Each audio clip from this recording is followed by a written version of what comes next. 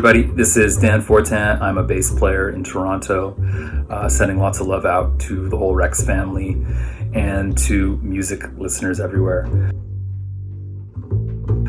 In terms of how I first got into music, I grew up in a really musical household. Both my parents are musicians, and so we were always listening to a lot of great records, including a lot of great jazz records. An early one that I remember really loving was Joshua Redman's album Wish, which had Pat Metheny, Billy Higgins, and the great Charlie Hayden on bass. And that's one that really stuck with me. I was also lucky, the band program at the elementary school that I went to in Peterborough was really strong. So I started playing in a stage band when I was probably in grade 7. And in particular, I remember really loving this arrangement of the Benny Golson classic Killer Joe. And I would get lost like every time at the bridge, but I was very solid on the A sections and really got hooked on playing quarter notes.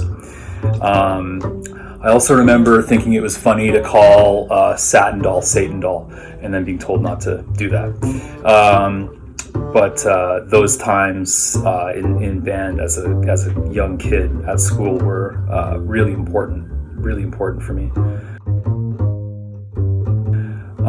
In terms of my first ever professional engagement, that would have been when I was in grade 9, and two friends of mine, Jonah and Aaron, who were a little older than me, had asked if I was interested in playing in a jazz trio, and I said sure.